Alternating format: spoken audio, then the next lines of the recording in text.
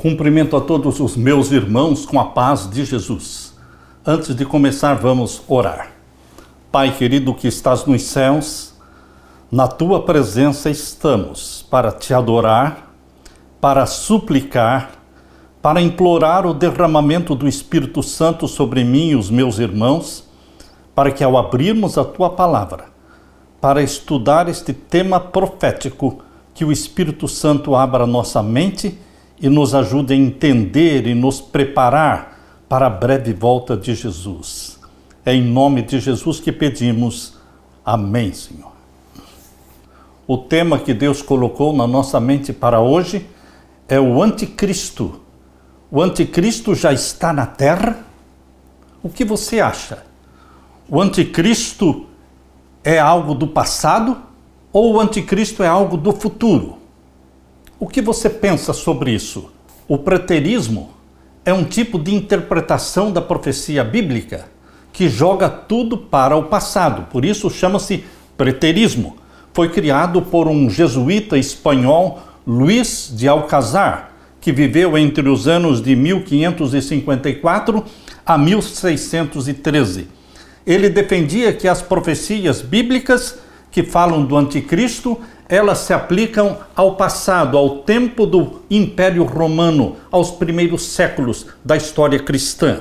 O preterismo aplica o título de anticristo a um imperador como Calígula, como Nero e nada mais.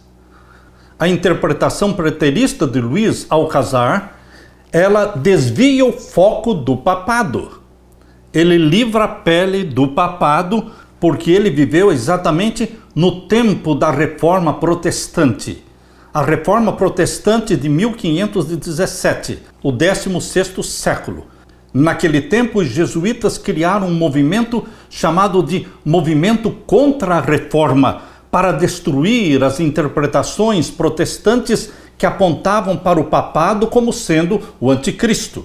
Então, Luís de Alcázar criou o preterismo, jogando as profecias para os primeiros séculos no tempo do Império Romano. Outro jesuíta, também espanhol, chamado Francisco Ribera, que viveu entre os anos de 1537 a 1591. Ele criou um outro tipo de interpretação da profecia chamada de futurismo, jogando para o futuro. Qualquer pessoa, qualquer poder intitulado anticristo estaria no futuro. Queridos, desta forma, o preterismo ou o futurismo desvia o foco da profecia do poder papal. A palavra anticristo é traduzida da combinação de duas palavras gregas, anti mais Christus. Em grego, Cristo significa ungido, aplicado a Cristo Jesus, e anti significa oposto, contra de, ou oposto a alguém, ou no lugar de alguém. O termo grego anticristos aparece na Bíblia somente nas cartas de João. Por isso eu convido você para abrir a sua Bíblia na primeira carta de João, capítulo 2 e o verso 18. Primeira carta de João, capítulo 2 e o verso 18. Filhinhos, é já a última hora, e como vistes que vem o anticristo, também agora muitos se têm feito anticristos, por onde conhecemos que é já a última hora. Veja as palavras do profeta João. Filhinhos, já é a última hora. Na mente de João, ele estava no tempo do fim. E aqui ele diz, ouvistes que já vem o anticristo, e também agora muitos se têm feito anticristos. Outro texto também de João, na sua primeira carta, de João capítulo 2, e agora o verso 22, leia comigo. Quem é o mentiroso, senão aquele que nega que Jesus é o Cristo? É o anticristo, esse mesmo que nega o Pai e o Filho. O anticristo é aquele que nega que Jesus é o Cristo, o Salvador do mundo. Queridos, lemos também ainda na carta de João, na primeira carta de João, capítulo 4. Primeira carta de João, capítulo 4. Leia comigo, verso 1 até o verso 3. Amados, não creiais a todo espírito, mas provai se os espíritos são de Deus, porque já muitos falsos profetas se têm levantado no mundo. Nisto conhecereis o Espírito de Deus. Todo espírito que confessa que Jesus Cristo veio em carne é de Deus. E todo espírito que não confessa que Jesus Cristo veio em carne não é de Deus.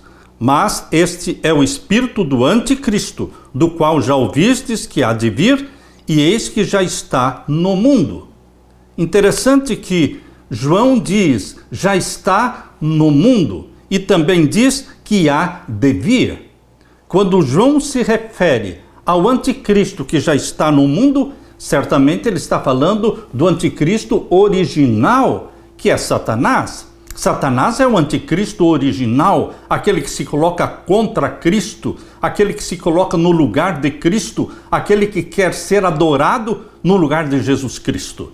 Ele é o anticristo original. Mas João também diz, já ouvistes que há de vir.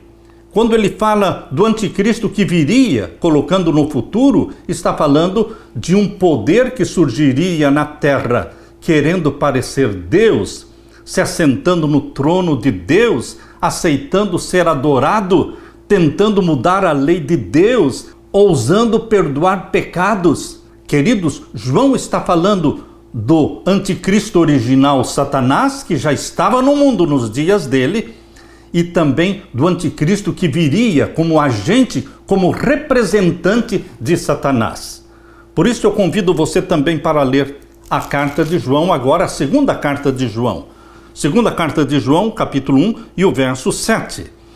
Porque já muitos enganadores entraram no mundo, os quais não confessam que Jesus Cristo veio em carne. Esse tal é o enganador e o anticristo.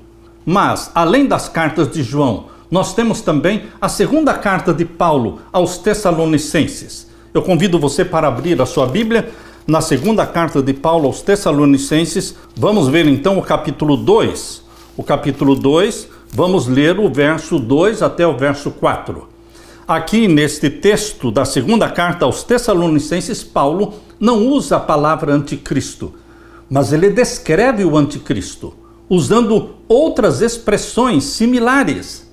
Veja, portanto, leia comigo, que não vos movais facilmente do vosso entendimento, nem vos perturbeis, quer por espírito, quer por palavra, quer por epístola, como de nós, como se o dia de Cristo estivesse já perto.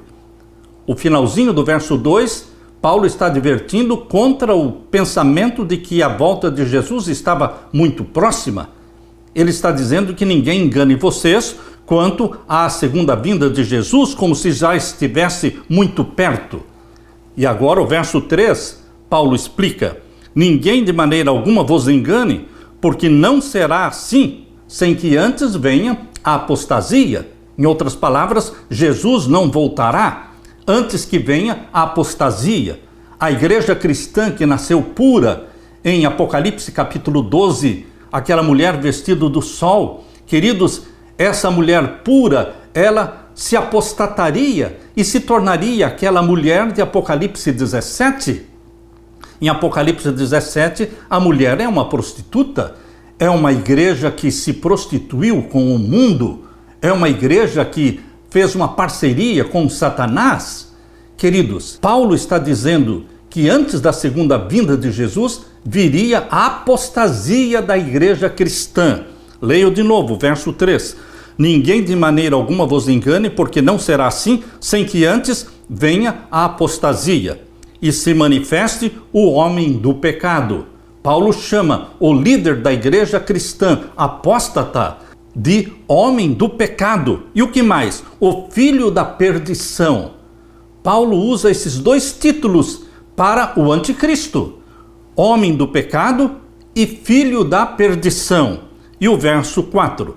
O qual se opõe e se levanta contra tudo que se chama Deus, ou se adora, de sorte que se assentará como Deus no templo de Deus, querendo parecer Deus. Então, meu querido irmão, minha querida irmã, quando João fala do anticristo e quando Paulo fala deste poder chamado o homem do pecado, o filho da perdição, que se assenta como Deus, ou seja, aceita ser adorado, aceita ser beijado, aceita que presidentes e reis e rainhas, líderes e governos se ajoelhem diante dele. Queridos, eu estava assistindo o vídeo recente da visita papal à Indonésia, em Jakarta, capital da Indonésia, quando ali os líderes do governo se ajoelham diante de uma figura humana. Ajoelhar-se diante de uma figura humana. Queridos, isso a Bíblia condena. Nós só poderemos nos ajoelhar diante de Deus, Criador dos céus e da terra. Quem é esse poder na terra que aceita ser adorado, que aceita que as pessoas se ajoelhem na frente dele, que pretende mudar a lei de Deus, os 10 mandamentos, que mudou a guarda do sábado para o domingo, que pretende ter ousadamente poder para perdoar pecados? Quem é este poder? Aqui Paulo chama de homem do pecado, filho da perdição, o qual se opõe e se levanta contra tudo que se chama Deus, ou se adora, de sorte que se assentará como Deus no templo de Deus, querendo parecer Deus. Queridos, quando nós lemos a história da igreja cristã e lemos a história dos reformadores protestantes, nós descobrimos que os reformadores protestantes unanimemente chamam o papado de anticristo. Aqui está João Wycliffe, Martinho Lutero, João Calvino, Tomás Cranmer, João Thomas, João Knox, Roger Williams, João Wesley. Todos eles unanimemente apontam para o papado como sendo o anticristo. A maioria dos protestantes dos séculos XVI até o século XVIII sentiram que a igreja primitiva havia sido conduzida à grande apostasia através do papado e identificou o Papa como sendo o anticristo. Martinho Lutero declarou que não apenas um Papa de vez em quando era o anticristo, mas o papado era anticristo porque eles eram os representantes de uma instituição oposta a Cristo Jesus. Os reformadores protestantes acreditavam que o poder do anticristo seria revelado para que todos compreendessem e reconhecessem que o Papa é o verdadeiro anticristo e não o vigário de Cristo. Obras doutrinárias da literatura publicadas pelos luteranos, obras publicadas pelas igrejas reformadas e também pela igreja presbiteriana, pela igreja batista, pelos anabatistas e também pelos metodistas, todas estas obras literárias contêm referências ao Papa como sendo o anticristo. Por exemplo, o tratado sobre o poder e primazia do Papa, escrito por Philippe Melanchthon em 1537, a Confissão de Fé de Westminster, feita em 1646, a Confissão de Fé Batista de 1689, João Wesley publicou também nas suas notas explicativas sobre o Novo Testamento, que atualmente é um padrão doutrinal oficial da Igreja Metodista Unida. Em suas notas sobre o livro do Apocalipse, João Wesley, o capítulo 13, ele diz: toda a sucessão de papas de Gregório VII são, sem dúvida, os anticristos. No entanto, isso não impede, mas que o último papa nesta sucessão será mais eminentemente o anticristo, o homem do pecado, acrescentando aos seus predecessores um grau peculiar de maldade do abismo. João Calvino escreveu de forma semelhante. Ele disse: embora se admita que Roma já foi a mãe de todas as igrejas, desde o momento em que começou a ser a sede do anticristo, deixou de ser o que era antes. João Knox escreveu sobre o Papa. Sim, para falar em palavras claras, disse João Knox, a igreja romana, como agora está corrompida, não tenho mais dúvida de que é a sinagoga de Satanás e seu chefe, chamado Papa, ele é o homem do pecado de quem o apóstolo fala. Thomas Cranmer, sobre o anticristo, escreveu: disso se segue que Roma seja a sede do anticristo e o Papa seja o próprio anticristo. Palavras de Thomas Cranmer. Eu poderia provar o mesmo por muitas outras escrituras, dizia ele, escritores antigos e fortes razões. João Wesley, falando sobre a identidade dada na Bíblia ao anticristo, João Wesley escreveu: em muitos aspectos, o Papa tem uma reivindicação indiscutível sobre esses títulos. Ele é, em um sentido enfático, o homem do pecado, pois ele aumenta todos os tipos de pecado acima da medida. Ele é também adequadamente denominado filho da perdição, pois causou a morte de incontáveis multidões.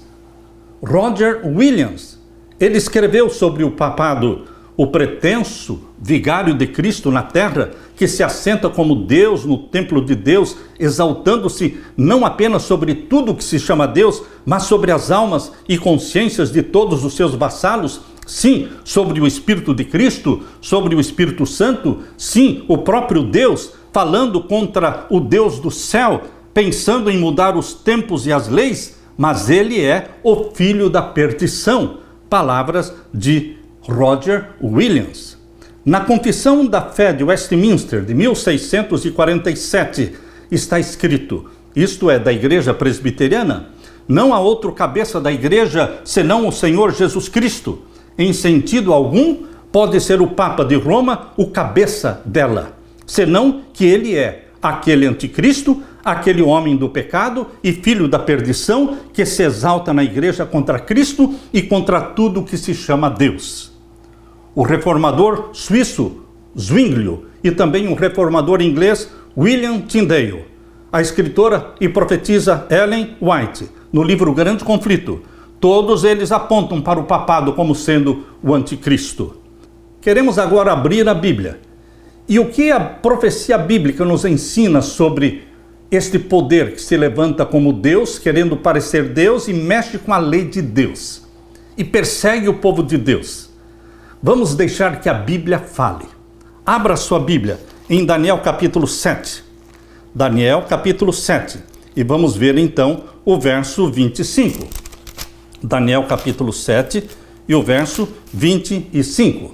Leia comigo. E proferirá palavras contra o Altíssimo. Aqui está falando do chifre pequeno. Daniel capítulo 7 está falando de 4 animais. Você pode começar vendo o capítulo 7 desde o início. Fala de 4 animais. Capítulo 7, verso 1. No primeiro ano de Belsazar, rei de Babilônia, teve Daniel na sua cama um sonho e visões da sua cabeça, escreveu logo o sonho e relatou a suma das coisas. No verso 3, ele diz que viu um leão. Esse leão representa o império de Babilônia. E depois, no verso 5, ele diz que viu um urso. E este urso representava, então, o império da Medo-Pérsia. E então, no verso 6, Daniel viu em visão um leopardo com 4 cabeças e 4 asas. E este leopardo representava o império da Grécia. E então, no verso 7, ele viu um animal terrível e espantoso, com 10 chifres. E contemplando esses 10 chifres, Daniel percebeu na visão que entre os 10 chifres começou a crescer um chifre pequeno. Leia comigo, capítulo 7 e o verso 8. E estando eu considerando os chifres, eis que entre eles subiu outro pequeno chifre, diante do qual 3 dos chifres primeiros foram arrancados. E eis que neste chifre havia olhos como olhos de homem e uma boca que falava grandiosamente. No meio das 10 nações que surgiram do Império Romano, porque os 10 chifres do animal grande e terrível, este quarto animal representava o Império Romano. E os 10 chifres representam as 10 nações da Europa que surgiram da derrocada do fim do Império Romano. O Império Romano acabou em 476, o Império Romano do Ocidente, em 476, deixou de existir. Mas surgiram as nações da Europa, as 10 nações da Europa, representadas pelos 10 chifres. Mas no meio das nações da Europa, surgiu um chifre pequeno, ou seja, um poder pequeno. aparentemente pequeno, e ele foi crescendo, e ele derrubou 3 daqueles 10 primeiros chifres. Agora leia comigo o capítulo 7 e o verso 24 e 25. E quanto aos 10 chifres, daquele mesmo reino se levantarão 10 reis, ou seja, as 10 nações da Europa, e depois dele se levantará outro, ou seja, o chifre pequeno, o qual será diferente dos primeiros 10, e abaterá a 3 reis. Ou seja, o chifre pequeno que surgiu no meio dos 10 derrubaria 3 reinos daqueles 10. E aqui diz que ele seria diferente dos demais. Queridos, aqui nós estamos vendo um poder que não era somente um poder civil, era também um poder religioso, por isso era diferente dos 10. Derrubou 3. Quem são estas 3 nações que foram derrubadas para o surgimento do chifre pequeno? Érulos foram destruídos em 493. Os vândalos foram derrotados em 534. E os ostrogodos foram derrotados em 538. Estes 3 povos, estas 3 tribos foram derrubadas para o surgimento do chifre pequeno. E o chifre pequeno era um poder civil religioso, diferente dos outros. E o que faria esse chifre pequeno? Diz o verso 25: proferirá palavras contra o Altíssimo. Porque ele era um poder civil religioso. Ele reivindicaria o poder divino. Ele reivindicaria o direito de ser adorado. Ele reivindicaria o poder de mexer com a própria lei de Deus, os 10 mandamentos. Por isso diz aqui o verso 25, proferirá palavras contra o Altíssimo. Destruirá os santos do Altíssimo. Por que destruirá os santos do Altíssimo? Porque perseguiria os filhos e filhas de Deus. Existe um poder na terra que durante a Idade Média, chamada de Idade Escura, matou mais de 50 milhões de homens e mulheres cristãos, chamados de mártires. Povos inteiros foram destruídos pelos exércitos papais, os huguenotes, os albigenses, os valdenses, todos eles foram dizimados pelos exércitos papais. Queridos, aqui diz que perseguiriam os santos do Altíssimo. Foram mais de 50 milhões de mártires. Mortos por quê? Porque eram obedientes à palavra de Deus. Mortos porque só se ajoelhavam diante de Deus e não diante de poderes humanos. Aqui diz que perseguiria os santos do Altíssimo. E continuando o verso 25 diz, cuidará em mudar os tempos e a lei. Mudará os tempos e a lei. Queridos, a lei de Deus, os 10 mandamentos, que estão em Êxodo capítulo 20, tem um mandamento que fala sobre o tempo sagrado. O 4º mandamento da lei de Deus, que está em Êxodo capítulo 20, versos 8 até o verso 11, ali diz, lembra-te do dia do sábado para o santificar. 6 dias trabalharás, farás toda a tua obra, mas o 7º dia é o sábado do Senhor teu Deus. Nele não farás nenhuma obra, nem tu, nem teu filho, nem tua filha, nem o teu servo, nem a tua serva, nem o teu estrangeiro que está dentro das tuas portas. Porque em 6 dias fez o Senhor os céus e a terra, o mar e tudo o que neles há. E ao 7º dia descansou. Portanto, o Senhor abençoou e santificou o 7º dia. Queridos, este 4º mandamento da lei de Deus fala do tempo sagrado, das 24 horas santas do sábado que pertencem a Deus. E aqui a Bíblia diz, a profecia diz, que o chifre pequeno tocaria na lei de Deus e no tempo. Ele mexeu exatamente no mandamento que fala do tempo sagrado de Deus, das 24 horas sagradas, transferindo a santidade do sábado para o domingo. Isso foi revelado cerca de 600 anos antes de Cristo nascer, no tempo de Daniel. Está falando de um poder humano, civil, religioso, que se levantaria na terra depois do Império Romano acabar. Depois, quando as 10 nações da Europa surgissem do Império Romano, este poder destruiria 3 daqueles 10 primeiros e se tornaria um poder forte, e o chifre pequeno falaria contra o Altíssimo, perseguiria os santos do Altíssimo. Por quanto tempo? Aqui diz, no verso 25, e eles serão entregues na sua mão por um tempo, e tempos, e metade de um tempo. Aqui a profecia está falando de 3 anos e meio proféticos de perseguição, de supremacia papal. Um tempo, 1 ano. Tempos, 2 anos. E meio tempo, metade de um tempo, meio ano. 3 anos e meio proféticos.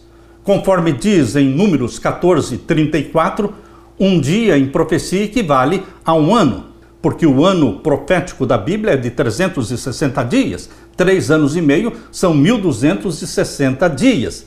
Literais, mas aqui está falando de tempo profético. Um dia valendo por 1 ano. Então são 1260 anos. É a supremacia papal da Idade Média, que começou quando os ostrogodos foram derrotados em 538. E de 538, somando 1260 anos, você chega então em 1798. No dia 10 de fevereiro de 1798, o Papa Pio VI foi preso, foi deposto, foi levado preso para Valença, na França, e lá ele morreu. Queridos, a supremacia papal da Idade Média de 1260 anos acabou em 1798. Mas é a esse poder que o apóstolo Paulo se referiu em 2 Tessalonicenses capítulo 2, versos 3 e 4, falando que antes da volta de Jesus viria a apostasia, o homem do pecado, o filho da perdição, que se assentaria no trono de Deus querendo parecer Deus. Existe somente um poder na terra que se assenta no trono de Deus querendo parecer Deus e aceita ser adorado, beijado, ousa ter poder para perdoar pecados, mudou a lei de Deus, colocando a santidade do sábado no domingo. Queridos, é este poder que é reconhecido na terra hoje. É diante deste poder chamado o papado que reis, rainhas, líderes, governos, todos se ajoelham, todos veneram. É com base na Bíblia, na profecia bíblica, que os reformadores protestantes, todos eles, sem exceção, unânimes, apontavam para o papado como sendo o anticristo, aquele que está contra Cristo, aquele que se coloca no lugar de Cristo, querendo parecer Cristo. Além da profecia de Daniel 7:25, nós temos uma outra profecia em Daniel capítulo 11. E aqui em Daniel capítulo 11, o chifre pequeno, ele é chamado de Rei do Norte. E aqui em Daniel capítulo 11 fala que o Rei do Norte, o poder papal, ele faria tudo que lhe agradasse. Ele teria poder sobre tudo e sobre todos, sobre todas as nações da terra, poder sobre todas as religiões da terra. O islamismo já se curvou diante do papado. A Indonésia, que está recebendo a visita papal recente agora, nesta semana, é a maior população muçulmana do mundo. E os líderes já se curvaram diante do papado. Por isso, queridos, aqui o Rei do Norte, em Daniel capítulo 11, menciona que ele tem poder sobre tudo e todos. Leia comigo. Daniel capítulo 11 e o verso 36.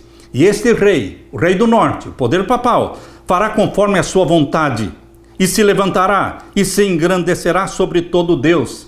Deus com letra minúscula, se referindo ao Deus do islamismo, ao Deus do budismo, ao Deus do hinduísmo. Queridos, ele terá poder sobre todo o Deus.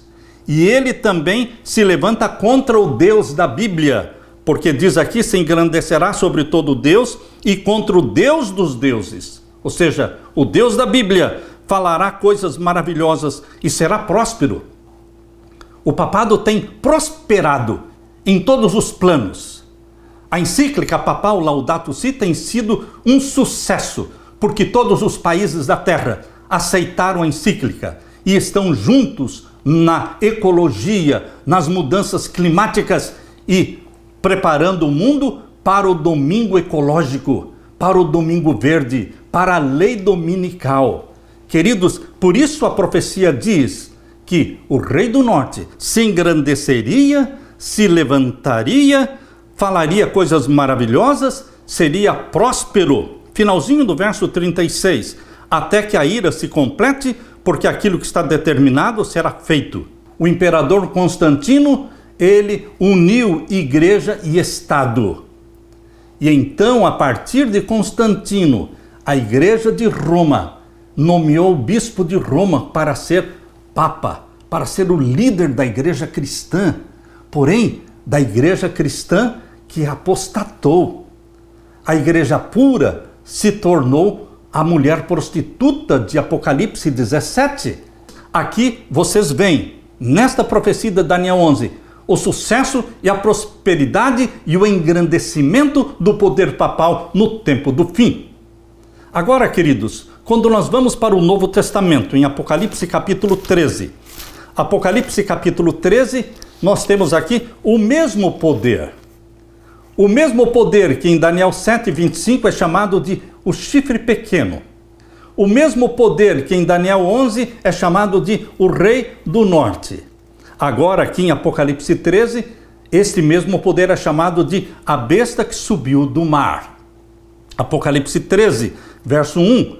E eu me pus sobre a areia do mar, e vi subir do mar uma besta que tinha 7 cabeças e 10 chifres, e sobre os seus chifres 10 diademas, e sobre as suas cabeças um nome de blasfêmia. E a besta que vi era semelhante ao leopardo, e os seus pés como os de urso, e a sua boca como a de leão, e o dragão deu-lhe o seu poder, e o seu trono, e grande poderio. Esse poder, o poder papal, é uma mistura, é uma mescla, é um sincretismo. É um sincretismo das religiões pagãs de Babilônia, da Medo-Pérsia, da Grécia e de Roma. E aqui diz que o dragão é Satanás, o dragão deu-lhe o poder e o seu trono e grande poderio. É assim que está no finalzinho do verso 2. E aqui diz o capítulo 13, verso 3. E vi uma das suas cabeças como ferida de morte.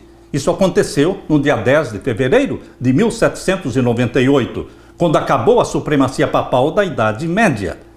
Mas, queridos, a Bíblia fala que esse poder se recuperaria, porque a ferida mortal seria curada. Capítulo 13, verso 3. E a sua chaga mortal foi curada, e toda a terra se maravilhou após a besta. Desde o ano de 1929, quando foi assinado o Tratado de Latrão, dia 11 de fevereiro de 1929, o Vaticano voltou a ser um Estado, e o Papa foi elevado à posição de rei, rei de Roma, o rei que mais poder tem em toda a terra. Todos se curvam diante do rei de Roma. Por isso diz aqui, a terra se maravilhou após a besta. E o verso 4, e adoraram o dragão que deu à besta o seu poder, e adoraram a besta, dizendo, quem é semelhante à besta? Quem poderá batalhar contra ela?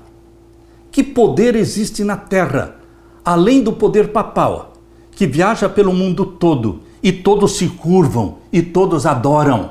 Só existe um poder que cumpre a profecia, é o poder papal, apontado pelos reformadores protestantes como sendo o anticristo.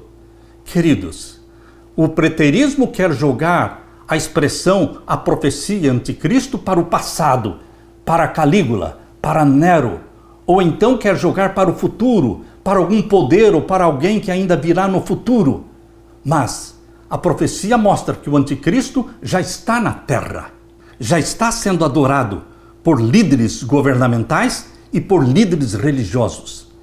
E a profecia de Apocalipse 13 menciona, no capítulo 13, verso 11 e 12, que a besta que subiu da terra, os Estados Unidos da América do Norte, usariam seu poder e a sua influência para restaurar o poder papal no mundo.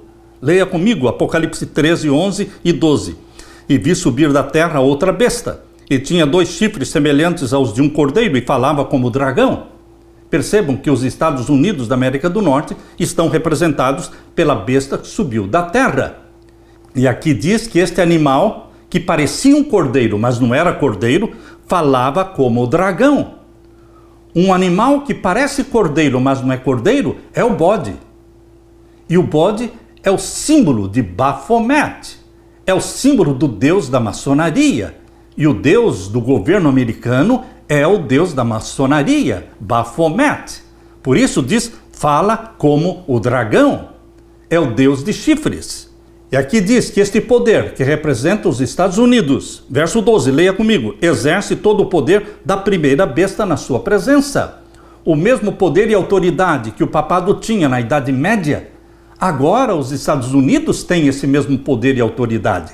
E usará este poder, esta influência, para fazer com que todos se curvem e adorem o poder papal. É exatamente o que está falando o verso 12.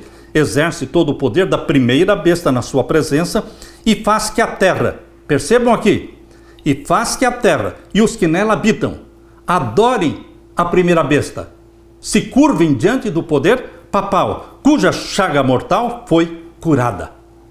A chaga mortal será totalmente curada quando a lei dominical for aprovada mundialmente e o domingo se tornar um dia obrigatório de santificação.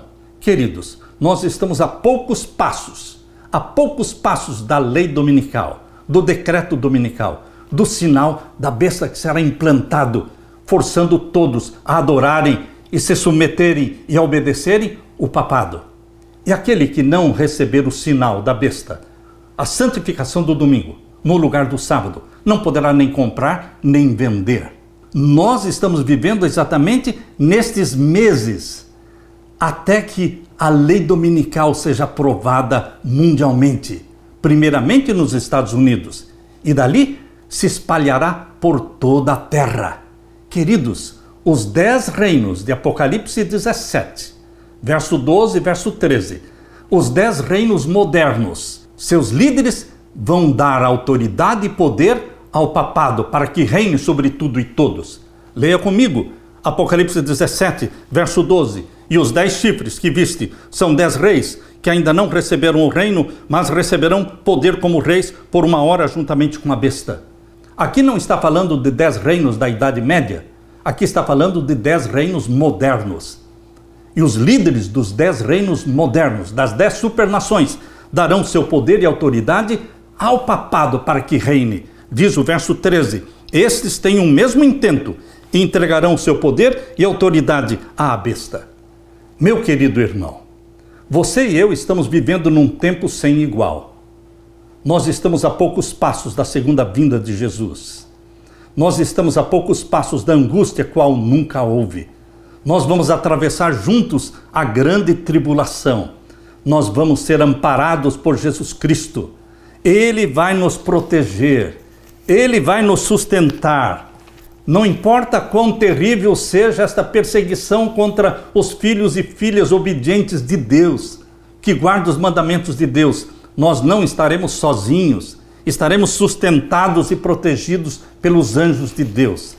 Aqui em Apocalipse capítulo 7, menciona no verso 13, um dos anciãos me falou dizendo, estes que estão vestidos de vestidos brancos, quem são e de onde vieram?